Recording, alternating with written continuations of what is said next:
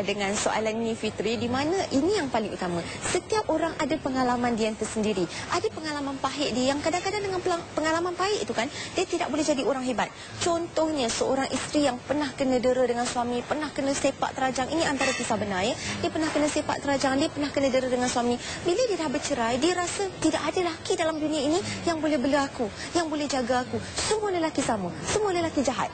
Jadi dia akan develop kehidupan dia dengan fikiran yang negatif, minda yang salah. Ya, cara dia mudah.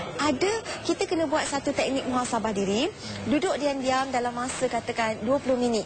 Duduk diam-diam dalam 20 minit. Bayangkan kita kembali ke zaman sebelum kita nak diceraikan. Sebelum kita nak diceraikan, pada satu ketika 20 minit sebelum nak diceraikan, apa berlaku pada ketika itu? Kemudian bayangkan, ada setengah klien ya Fitri, bila dia buat bayangan ni, dia menangis. Sebab kisah-kisah tu dia dah simpan lama. Dia dah tak pernah ungkit. Sekarang bila dia ubah balik pemikiran dia, dia teringat balik, dia nangis. Tak apa, menangislah. 20 minit bayangkan. Kemudian bayangkan 10 minit sebelum penceraian apa berlaku. Cuba dengar apa suami kata, apa suasana ketika itu. Cuba tengok apa suasana ketika itu. Cuba rasa, cuba fikir apa yang berlaku ketika itu. Kemudian 5 minit sebelum penceraian, bangkit dengan semangat baru. Semangat baru yang macam mana? Tak apa ya Allah, bagi fahaman baru. Tak apa ya Allah, hari ini aku bercerai dengan dia, mesti ada pengganti yang lebih baik. Mesti ada lelaki yang lebih baik boleh jaga aku. Mesti ada hikmah yang lebih baik. Sebab Allah sayang aku, Allah bagi bercerai dengan dia. Kita bangun dengan fahaman baru 5 minit sebelum tu.